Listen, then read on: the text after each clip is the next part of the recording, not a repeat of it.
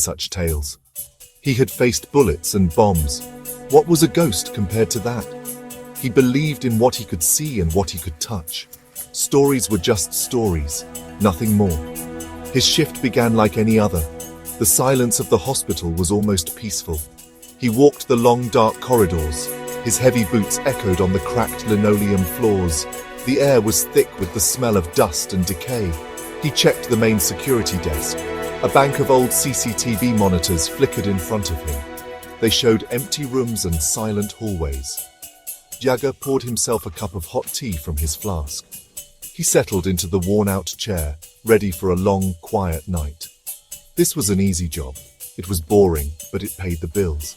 He was not afraid of the dark. He was not afraid of being alone. Then something caught his eye.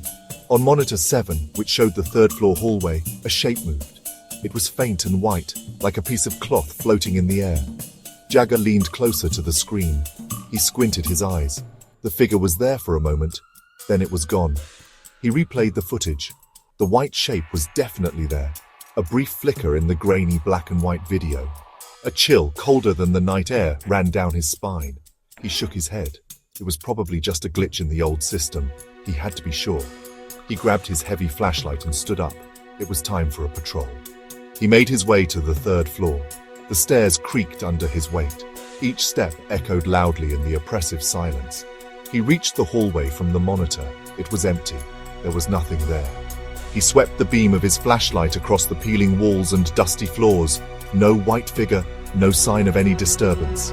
He checked the windows. They were all sealed shut. There was no way anyone could have gotten in or out so quickly. Jagger felt a strange sense of unease.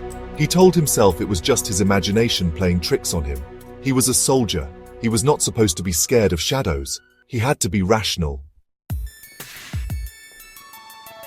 Just as Jagger was about to dismiss the incident, it happened.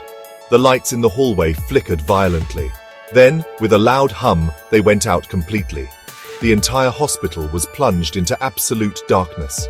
His flashlight was now the only source of light. It cut a narrow, nervous beam through the blackness. The emergency power should have kicked in. It didn't. He tried his walkie-talkie to call the main office. Static. Only static answered him. He was completely cut off. He was alone in the dark, deep inside the belly of the cursed building. The silence from before was gone. Now the darkness was filled with a new, unsettling presence. He started hearing things. Faint whispers seemed to come from the walls around him. They were too quiet to understand the words, but the sound was clear. It was like many people were